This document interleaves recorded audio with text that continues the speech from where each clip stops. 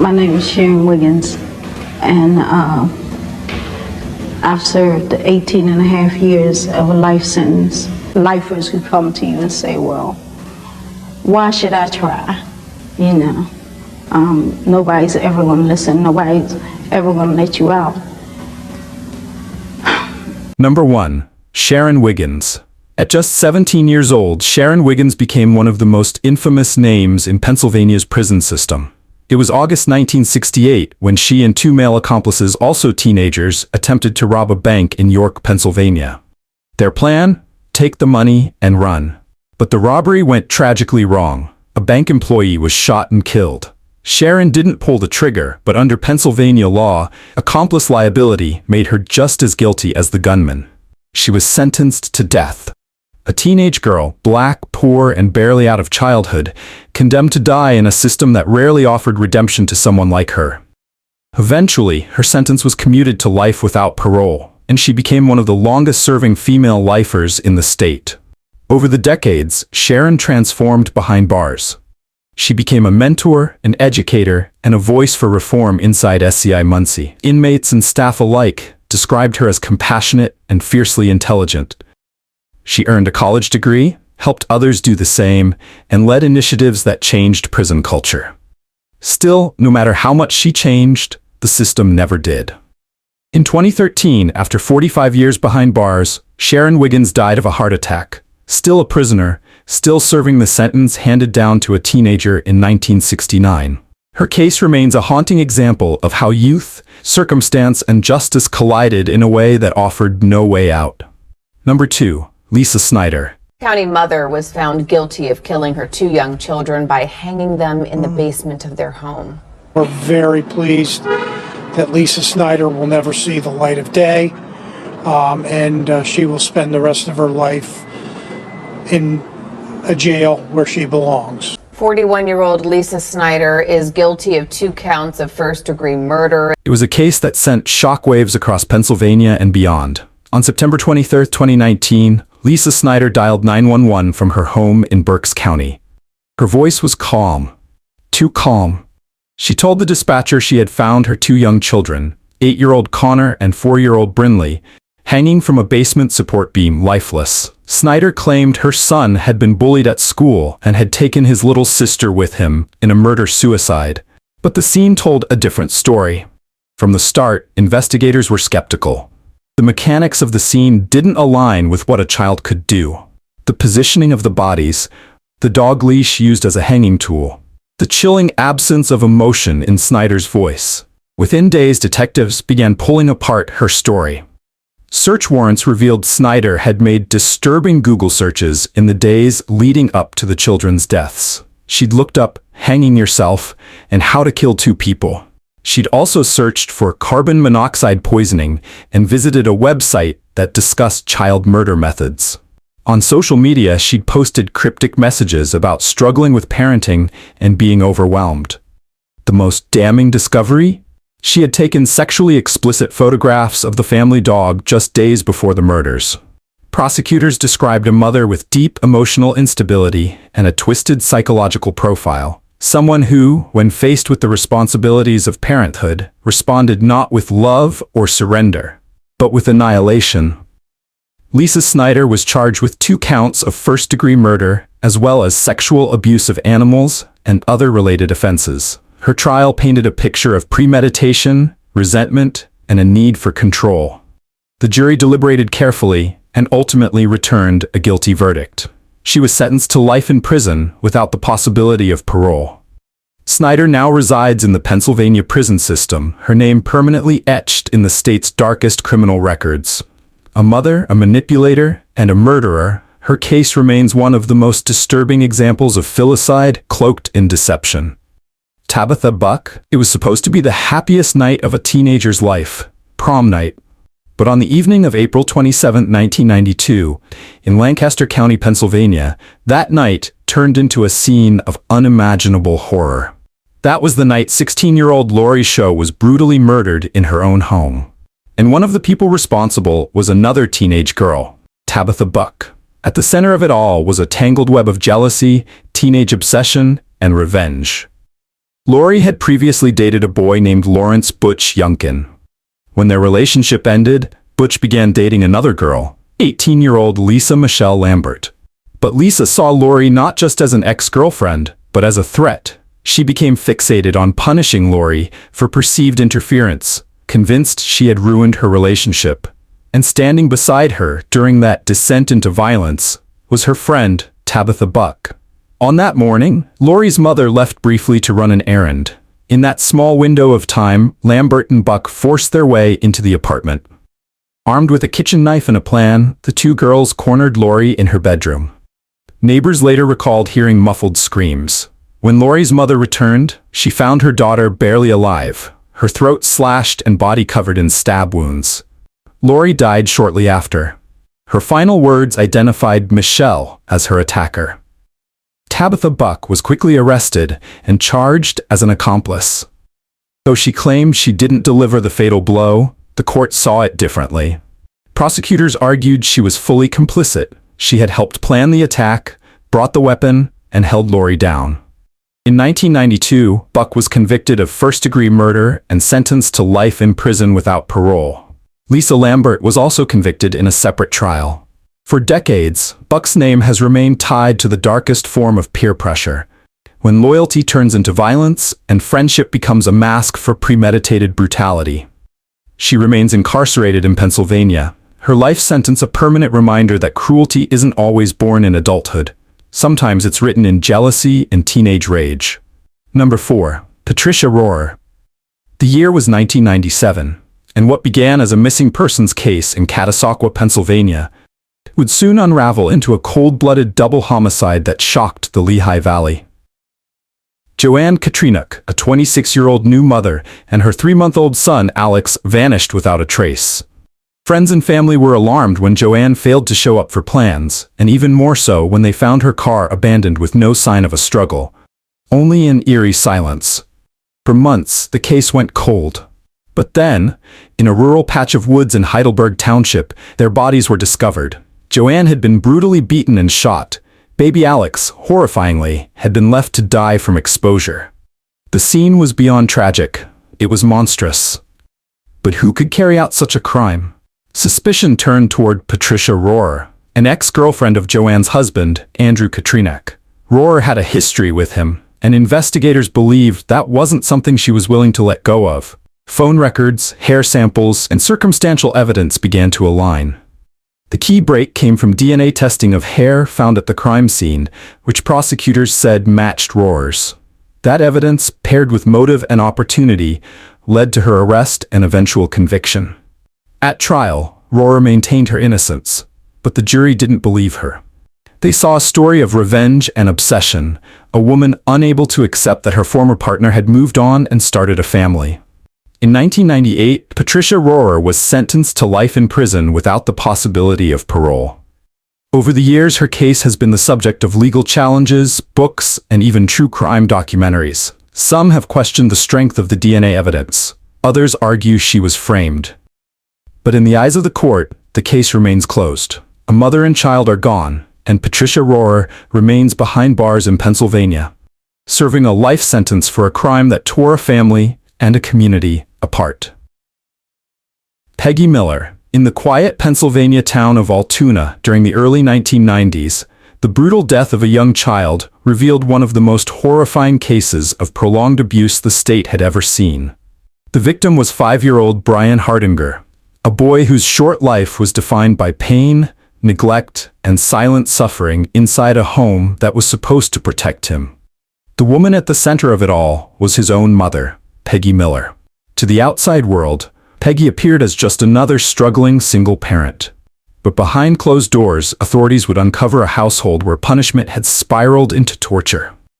Brian had been starved, burned, beaten, and isolated. When first responders arrived at the home in 1993, it was already too late. Brian was dead. The autopsy revealed a pattern of injuries consistent with ongoing abuse, including fractured bones, cigarette burns, and signs of malnutrition. It wasn't a single moment of violence. It was a system of cruelty. Investigators quickly determined that Peggy Miller wasn't just negligent, she was actively complicit.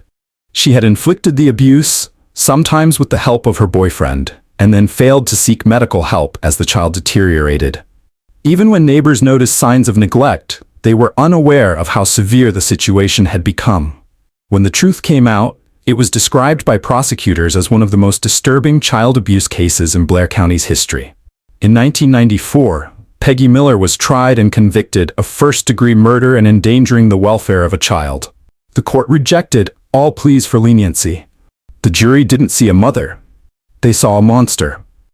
She was sentenced to life in prison without the possibility of parole and remains incarcerated in the Pennsylvania state prison system to this day. Brian Hardinger's name lives on as a grim reminder of the children who fall through the cracks, who suffer in silence while the world looks away. And Peggy Miller's conviction stands as proof that when the justice system sees past the excuses, even a parent can be held fully accountable for the life they destroyed. Number 6. Jennifer Daugherty case. When the body of 30-year-old Jennifer Daugherty was discovered stuffed in a trash can behind a Pennsylvania middle school in February 2010, few could comprehend the level of cruelty that had led to her death.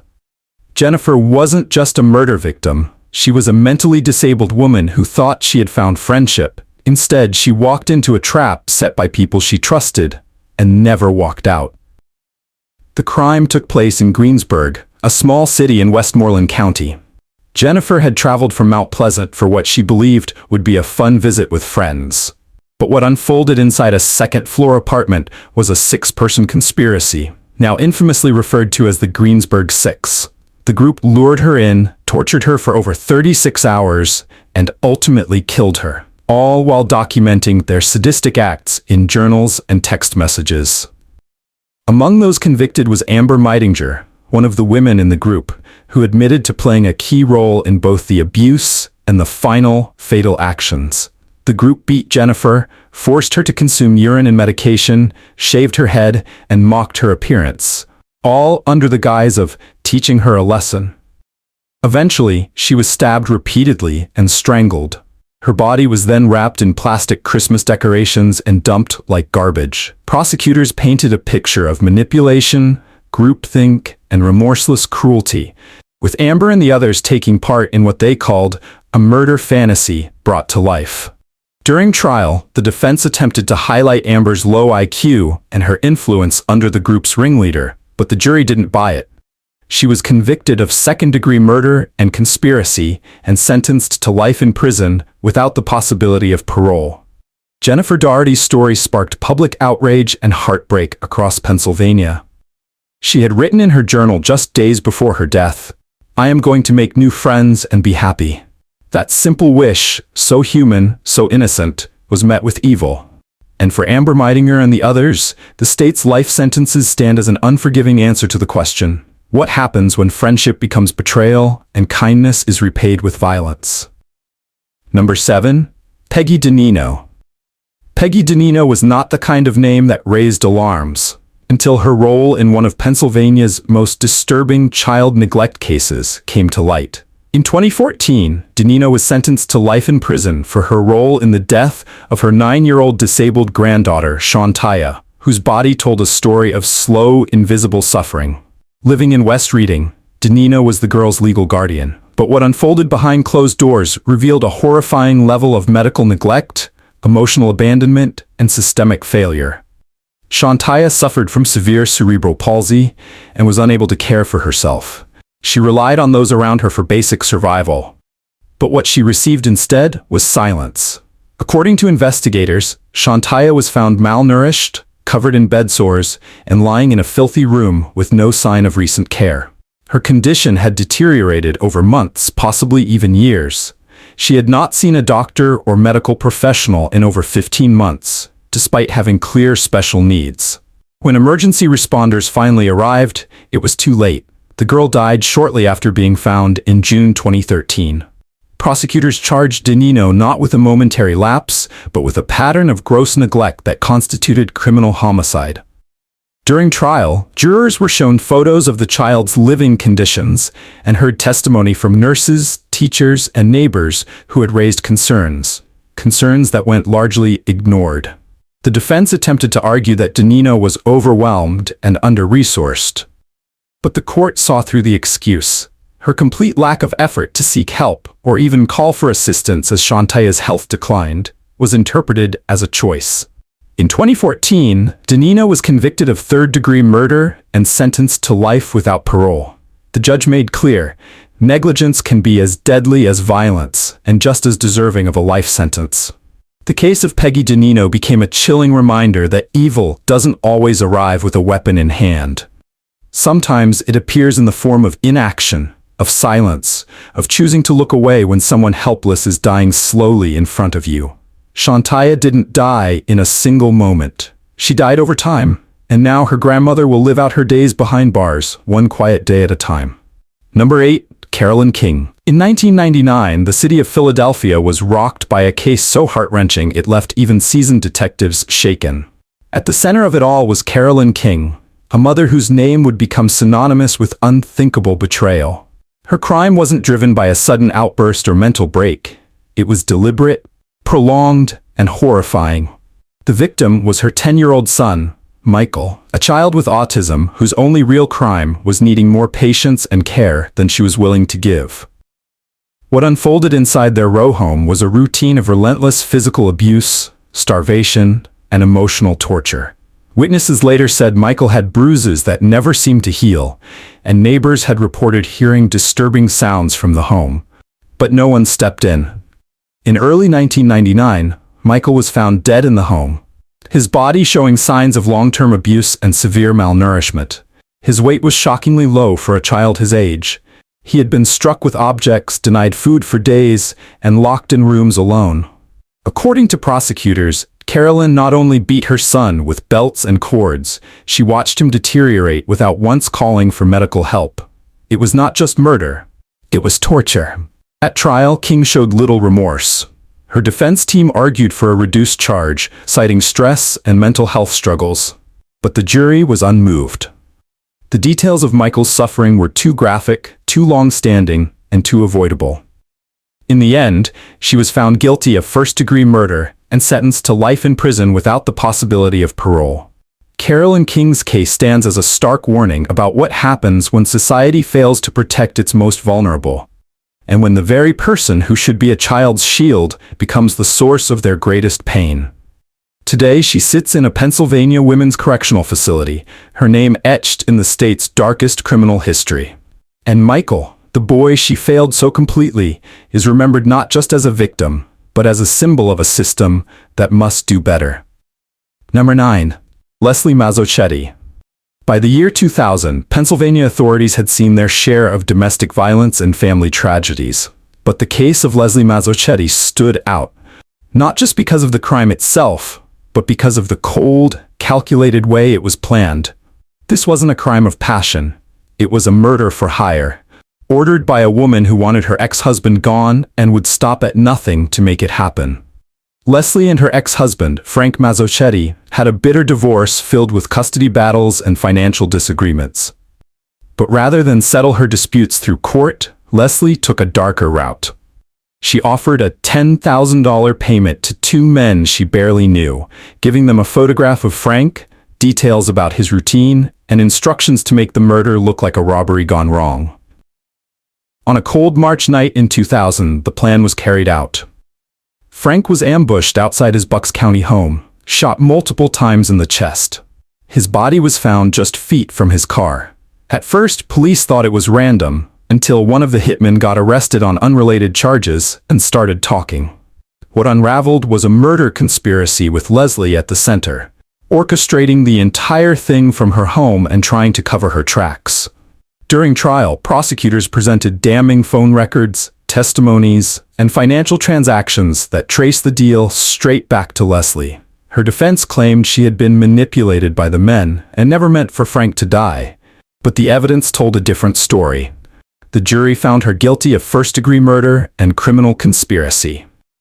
Leslie Mazzochetti was sentenced to life without parole, becoming one of Pennsylvania's most infamous examples of murder for hire turned real. The court made it clear, masterminding a murder, even without pulling the trigger, can earn you the same fate as the one who fired the gun.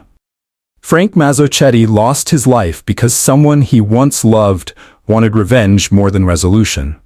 And Leslie, who thought she could erase a man with money and distance, now spends every day behind bars, trapped in the cage she built for someone else. Number 10. Marie No.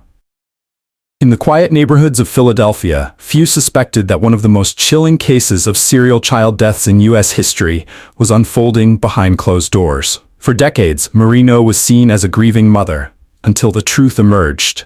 She wasn't just unlucky. She was a serial killer of her own children.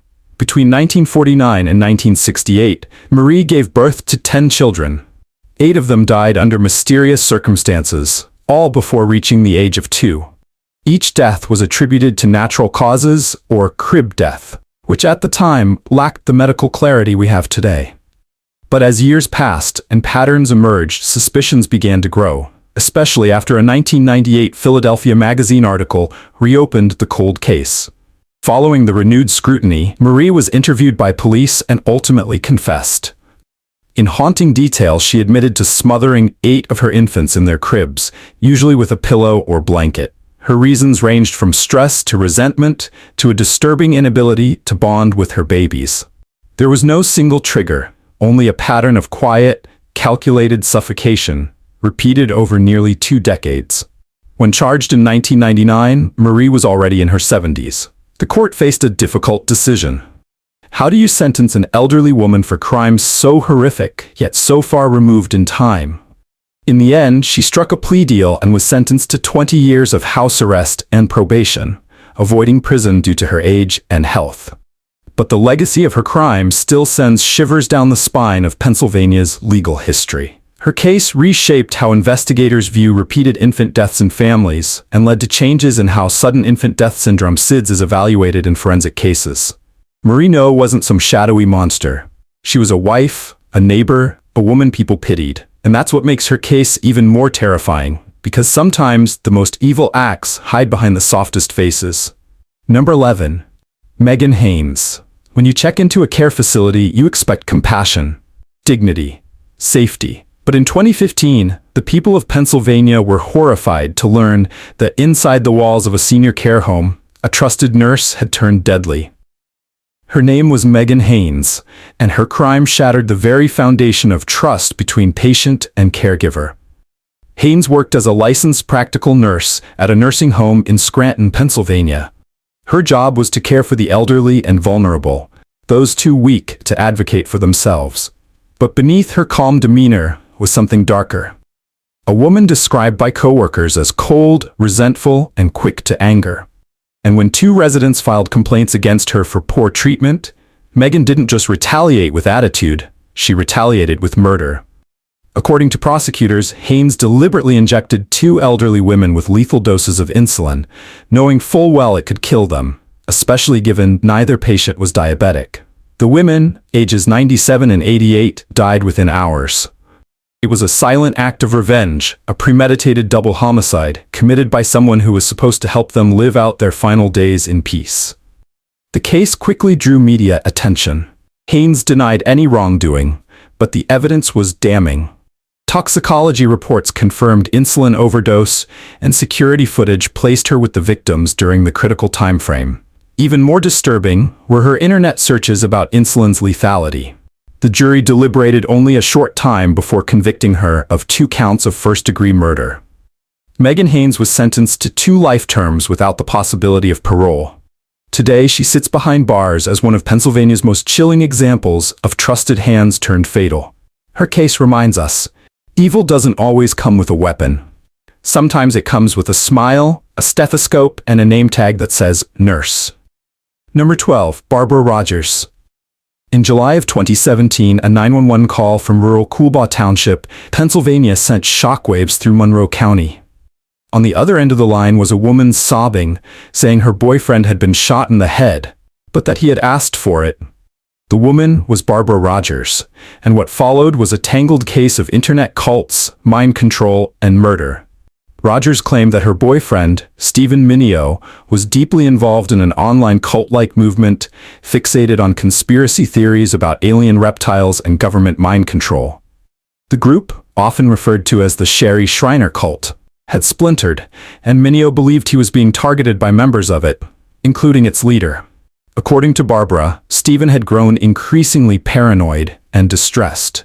And on that fatal night, he allegedly handed her a gun, pressed it to his head, and told her to pull the trigger.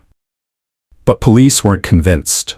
Investigators discovered a complex digital trail of messages, videos, and online posts linking the couple to fringe ideologies and deep paranoia. Barbara admitted she had pulled the trigger, but insisted it was at his request, a so-called assisted suicide. The prosecution, however, argued that it was nothing short of cold-blooded murder, born from psychological manipulation and emotional volatility. The case went to trial in 2019. The courtroom heard disturbing accounts of the couple's warped worldview, their obsession with online cult content, and the toxic dynamic between them. Ultimately, the jury believed Barbara hadn't acted with full premeditation, but still held her responsible. She was convicted of third-degree murder and sentenced to 15 to 40 years in state prison. Barbara Rogers' case is one of the most bizarre in Pennsylvania's history. It's a story of digital delusion turned deadly, where virtual conspiracies spilled into real-world consequences, and one man paid for it with his life.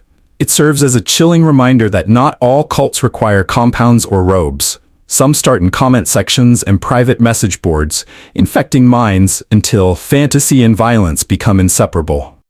Number 13. Christina Spicuzza. The streets of Allegheny County, Pennsylvania were still and cold on the night of February 10, 2022. Christina Spicuzza, a 38-year-old Uber driver, was just doing her job, picking up passengers, making ends meet, trying to get home to her fiancé and 4 children. But what started as a routine night ended in tragedy, betrayal, and heartbreak. Christina had accepted a ride request from Calvin Crew, a man she'd never met before.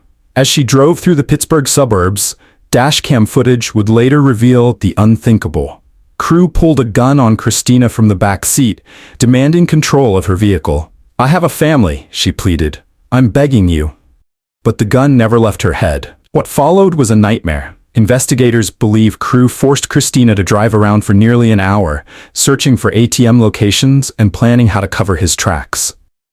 Then, in a remote wooded area, he shot her in the head and left her for dead. Her body was found 2 days later, discarded under leaves near a hillside in Monroeville.